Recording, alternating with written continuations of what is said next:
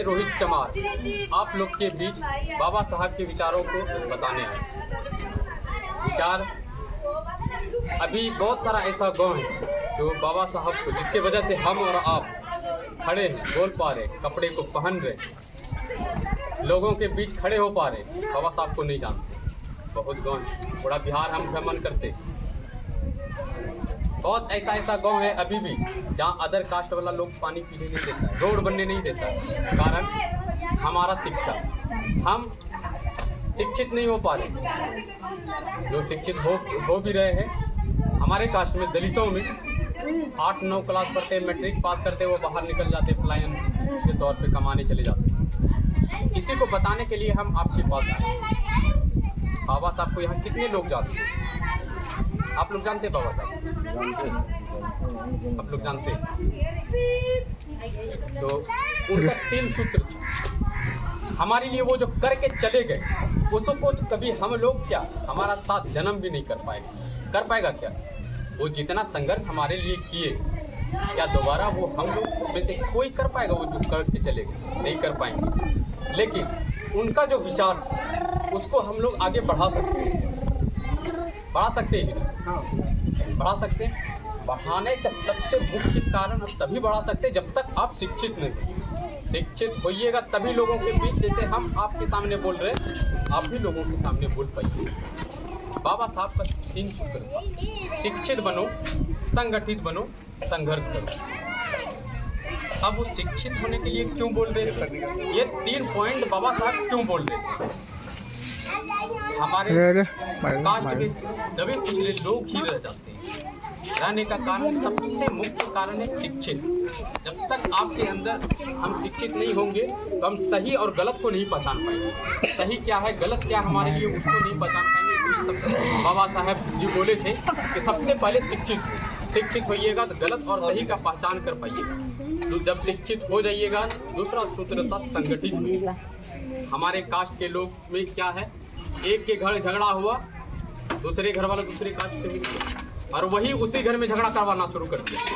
और इसी का फायदा उठा के ब्राह्मण राज भूमियार हम लोग पे राज कर रहा है। सर एक मिनट, इसी का फायदा उठा के ब्राह्मण राजपूत भूमियार क्या कर रहा है, हम लोग पे राज कर रहा है। वो 3% लोग हैं, जो हम लोग 27% है, वो 3% है। आप सोचिए, आंकड़ा देखिए, वो 3% 27% वाले पे राज कर रहा है। ये सही है? राज किसको करना चाहिए? 27% वाले पे। लेकिन राज कौन कर रहा है? 3%। क्यों? हम लोग शिक्षित नहीं हैं। हम लोग के अंदर वो जागरूकता फैलाने का क्षमता नहीं है। लोगों के बीच बाबा साहब के बारे में और विचार को रखने का अभी भी क्षमता नहीं है। हम लोग चमार बोलने में कतराते हैं। हरिजन एक गाली। आज के बाद कभी भी आपके घर में भी बता दीजिएगा, कभी भी हरिजन नहीं बोलनी। हरिजन का मतलब होता है हरजाई का बेटा। हरि मतलब हरजाई, जन मतलब जनता। जनता किसको बोलते? बेटा हो गया, भतीजा हो गया, जो लोग होता है उसी को तो जन बोलते। आज के बाद कभी आप लोग हरिजन मत बोलिए। यही चीज बताने हम लोग आए। दूसरी चीज है संगठित। आप लोग कोशिश कीजिए, माँ बहन से भी बोलते हैं, कोशिश कीजिए कि हम लोग एक बन के रहें, ताकि वो जो 3% लोग हैं 27% वाले पे राज ना करें। सरकार 27% वाले का बनना चाहिए, ना कि 3% वाले का बनना चाहिए कि नहीं? लेकिन बन कौन रहे? 3% वाले। बना कौन रहे? हम और आप। हम लोग 1 किलो मुर्गा 2 किलो मुर्गा में बिक जा रहे हैं, 1 बोतल दारू में 100 रुपया में बिक जा रहे हैं, जबकि ये नहीं होना चाहिए। और इसी चीज को हम लोग बदलने आए, बदलवाने आए। तभी ये बदलेगा, समाज भी तभी बदलेगा जब हम और आप बदलेंगे। तीसरा चीज क्या? संघर्ष करो। संघर्ष करने का तात्पर्य ये है, जब हम लोग एक हो जाएंगे, संगठन हो जाएगा, बना लीजिएगा, तब किसी कास्ट का इतना हिम्मत नहीं है कि आसानी से उसको हिला लेगा। आप एक उदाहरण के तौर पे हम एक लकड़ी को लेते हैं, आप एक लकड़ी लीजिए, उसको तोड़िएगा तो टूट जाएगा, अकेला तोड़िएगा तो। भैया सुनिएगा, लेकिन वही 4 लकड़ी मिला लीजिए उसमें, और उसके बाद तोड़िए, वो जल्दी नहीं टूटेगा। तात्पर्य ये है कि हम लोग जब मिल के संघर्ष नहीं करेंगे तो आगे नहीं बढ़ेंगे। हम लोग को मिलना होगा, एक होना होगा।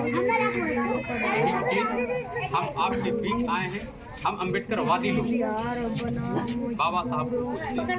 यहाँ पे आप औरत को पूछिए, बाबा जी को, राम जी को, सब भोला बाबा का शिव चर्चा रोज सब करेगा, लेकिन जिसके लिए आज हम और आप खड़े खोल पा रहे, हमारी माँ बहन कपड़ा पहन पा रही है, उसको कोई नहीं जानता। हम आपसे आग्रह करते हैं कि बाबा साहब के विचारों को आप लोग भी आगे बढ़ाइए और उसके साथ हम सर को बोलेंगे कि आपकी जो बात बाबा साहब अम्बेडकर